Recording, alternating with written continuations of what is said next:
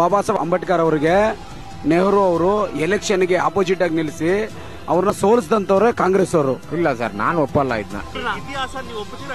ಇಲ್ಲ ಸರ್, ಸಂವಿಧಾನ ಬರೆಯಕ್ಕೆ ಆಗಿನ ಸರ್ಕಾರ ಆಗ್ಬೋದು, ಆಗಿನ ಗಾಂಧಿ ಆಗಿರ್ಬೋದು, ಅಂಬೇಡ್ಕರ್ ಅವರಿಗೆ ಕೊಡೋದಿಲ್ಲ. ಅಂಬೇಡ್ಕರ್ ಅವ್ರು ಸತ್ತ ಮೇಲೆ ಅವ್ರದೇ ಆದ ಕಾರನ್ನ ಮಾರಿ ಅವ್ರು 3 ದಿನ ಹೆಣ ಇಟ್ಟಿರ್ತಾರಲ್ಲಿ.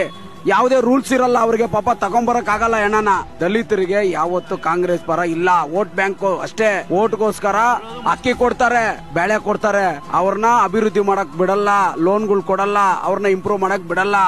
ಸ್ಲಮ್ಗಳು ಹಂಗೆ ಇದೆ ಇವಾಗ್ಲೂ. ಎಲ್ಲ ಬಂದು ಕಾಂಗ್ರೆಸ್ ಅವರು ಬಡವ್ರ ಪರ ಇಲ್ಲ, ದಲಿತರ ಪರ ಇಲ್ಲ, ಅವರು ಗುರ್ಸ್ಕೊಳ್ತಾಳ ಅಷ್ಟೇ. ನಾವು ಬಡವ್ರ ಪರ ಅಂತ ಇಲ್ಲ, ಅವರು ದಲಿತರ ವಿರೋಧಿಗಳೇ.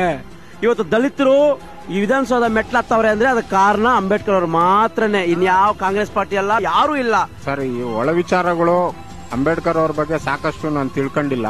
ಈಗ ನೆಕ್ಸ್ಟ್ ಎಲೆಕ್ಷನ್ ಬರ್ತಿದೆ, ಕರ್ನಾಟಕದ ಜನತೆಗೆ ಏನ್ ಸಂದೇಶ ಕೊಡ್ತೀರಾ ಇಬ್ರು?